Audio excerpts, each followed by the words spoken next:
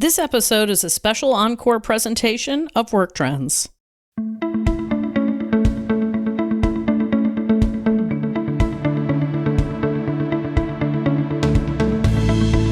Welcome to the Work Trends podcast from Talent Culture. I'm your host, Megan M. Biro.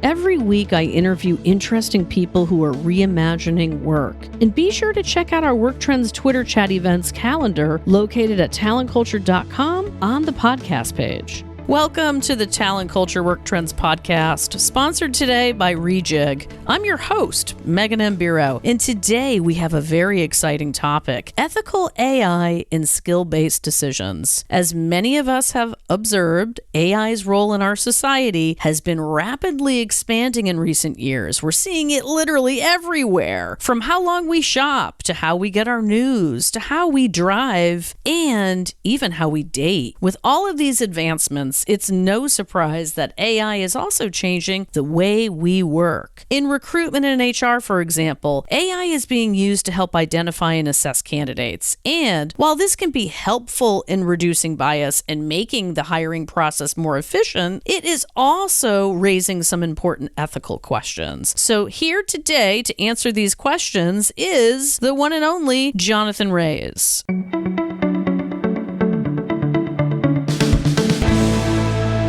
Jonathan Reyes, aka JR, is a talent leader with nearly 20 years of experience growing technology and banking organizations across the US, Australia, the UK, and Latin America. He is VP of North America for Rejig and a talent advisor and futurist, helping organizations and leaders to build a world with zero wasted potential. He was previously the director of talent ops at Uber, based in good old San Francisco, leading up global immigration and mobility, employer branding, technology, learning and development, and yes, there's more, strategic initiatives. In this role, he helped Uber transform the talent experience through technology and by prioritizing the experience of talent above all. JR joined Uber in 2017 as the director of recruitment for Latin America. During this time, LATAM was the fastest growing region for Uber in the world, with the number 1 and number 3 markets, and grew its people by,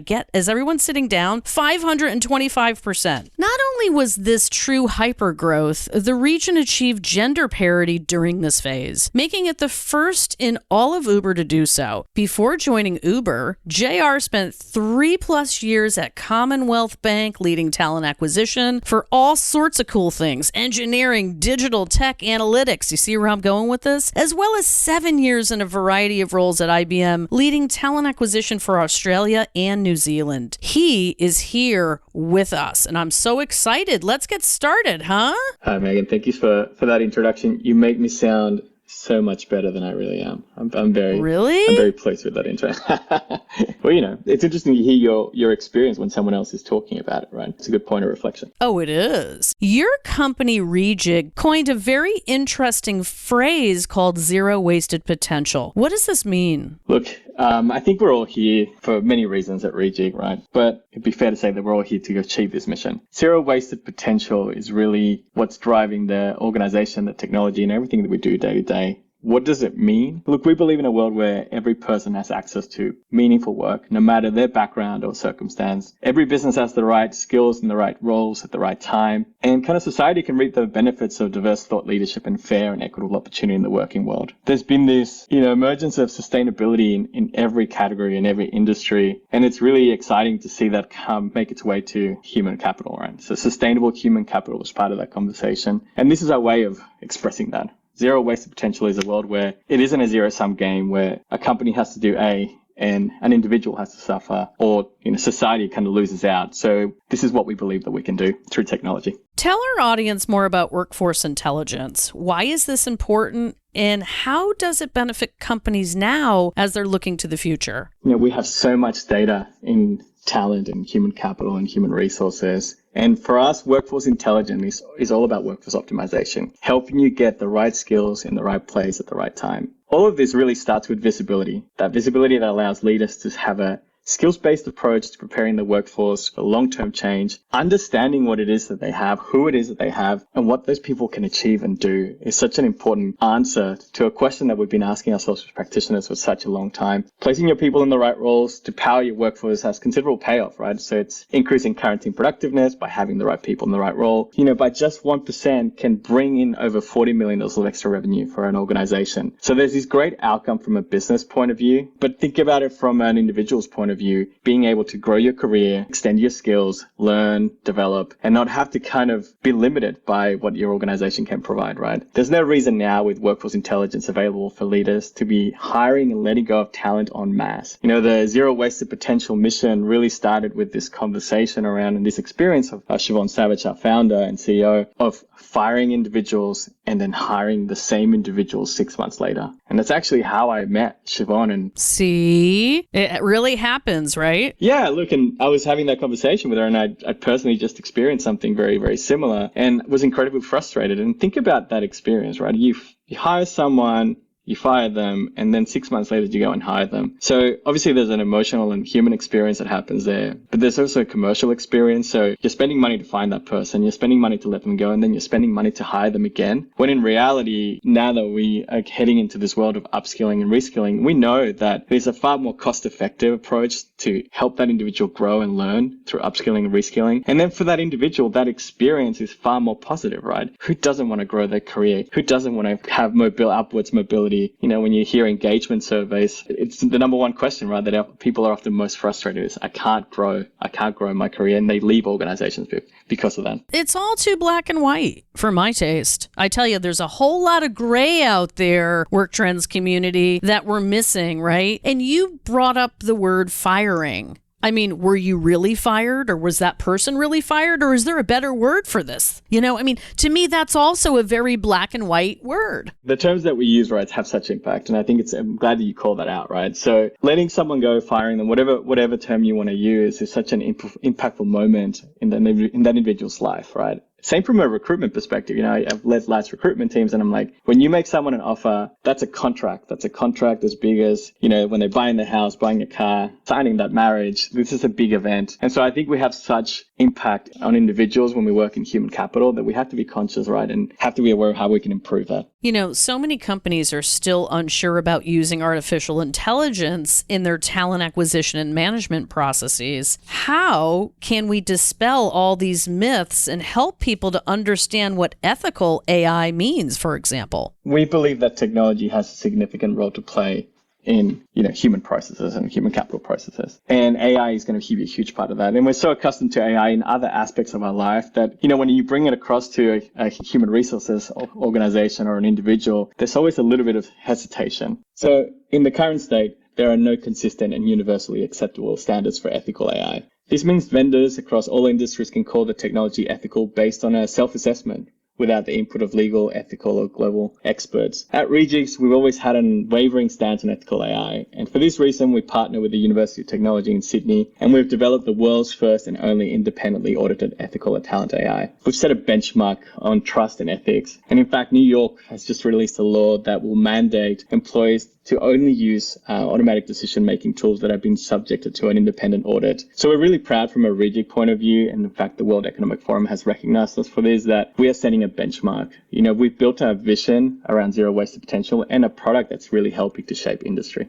Let's talk a little bit about internal mobility, because this to me is so interesting and so important right now. What impact does it have on an employer's value proposition? And what are some of those financial implications when we're talking about this? What are the business realities? Right now, there's a lot of people talking about the Great Resignation, right? This macro trend about individuals leaving organizations. And for the first time, there's been, a real pain around retention and at a large scale. The reality that one of our biggest tools as practitioners or as organizations is to create mobility within our current employee workforce. There are so many employees that are unaware of the opportunities for growth that exist. I was recently reading a McKinsey survey that was talking to employees, and only 1 in 3 employees in large organizations think about internal roles when they're thinking about growing their career. or finding that new job. Think about that, right? You have 50,000 employees and less than a third are thinking that you have the right opportunities to help them grow and mature and develop in your organization. It's such a huge gap. When in reality, organizations are always growing and evolving, and those opportunities exist. It's about creating transparency, fairness, and really awareness of the fact that an organization can do this. The benefits of these are twofold, right? For the employee, you're really helping them achieve that career growth, that transition, that development that they're seeking. From an organizational point of view, you're preventing retention. The end of that journey often for a candidate leads to another organization. I was reading another survey, it was, I think, Deloitte, that said 80% of all job moves in the last decade have been external. So the reality is that this internal mobility has been a huge gap within organizations to date. And so taking advantage of that is going to help you reduce attrition. There's value, right? The cost of attrition is about 2.5 times someone's salary. So you think about that, if you have 20% attrition at a 100,000 organization, I mean, that number becomes really, really big from a cost saving perspective. And on the flip side, you're increasing engagement for those individuals that stay. Companies that do this really well extend their employees' tenure by 2 times. And so you've got someone that's staying twice the average. And when someone's growing and developing, they're engaged. That is such a, engagement from a positive engagement point of view, that's such significant downstream benefits to an organization that really this is one of our biggest way to invest in from a human capital point of view. Here's a biggie question for you. Where do you believe the future of work or the future workplace, what is it going to look like? I mean, where do you see glimmers of hope? Because my gosh, we're getting a lot of bad news lately, huh? Look, at the end of the day, everything is evolving, right? There's a lot of forces that are going to help us get to the right point. I talked about sustainability. I think sustainability in the workforce is going to become one of the primary lenses by which we develop either processes, experiences, organizational structures. I'm already starting to see that. There's also this new language of work around skills, and we at Rejig believe that is the new language and the new currency of work, where we're focused on what the skills an individual has, and it's a far better way to predict what they'll be able to do in the future. We're focusing now on potential. What is the future of an individual? What can they do in the future through upskilling and reskilling versus kind of this current status of like, what have they done? Where have they been? Who have they worked with? Looking at the past as a predictor of the future isn't always the best way to do it. Oh, it's old school. Just call it what it is. Yeah, it is really old school, right? And if you look at any other industry, that isn't the way to predict what's going to happen. And so with people, which is a very complex thing, and we're very complex beings, right? It's a very difficult thing to predict. We believe that skills is going to be the way to start to do that. And it's going to change the language of work. It's going to change the transparency of work. And it's going to change that fairness, right? And I want to bring that back to zero wasted potential. It's about achieving zero wasted potential for everyone that's involved around work, the individual, business, society. And so that's the language I believe we're going to be talking in 5-10 years. So it does give me hope, Megan. Final question. Why is the user experience so important when designing and developing tech for the workplace? And why don't more organizations observe this? Look, for a long time, HR tech, I should say, was seen as a system of record, a system of compliance, right? Something that we have to do. But if you think about an individual working at an organization, they engage with technology outside of their work, and that technology is evolving. It's focused on the experience, it's focused on the UX. And so there's 2 macro things changing HR tech. One is that the user has higher expectations. When you want to book your annual leave in whatever system of record you're using, you want it to be easy and simple, and just like doing anything else, right? Like just like ordering some takeaway, right? On your favorite app. We don't have that experience in HR. So that's one. HR functions are now solving some of the world's most complex problems, right? And so in order to solve those, we're now having to bring in technology that isn't just about recording an event, a transaction. It is about changing an experience, changing a perspective. And so UX and design becomes a much bigger part of the conversation when we're developing technologies. At Rejig, we believe that from day one. If you're going to create something that's going to change an individual's point of view, drive them to an action, get them to do something and motivate them to do it, that experience has to be a positive one. We have a nudge engine that allows an organization to communicate with individuals in a way that is digestible, that is positive, and a good experience for the user. That's the way HR technology should function in the future, the expectations that they have. Thanks for stopping by. Thank you so much for having me, Megan. I really appreciate it. Thanks for joining us today, and I hope you enjoyed today's conversation as much as I did. You can hear all of our Work Trends podcasts on Spotify and Apple Podcasts and beyond. And be sure to subscribe so you can listen on the go and stay up to date on all the latest news you need. Catch up with you next time, and I hope today's information made you wiser, happier, and more informed.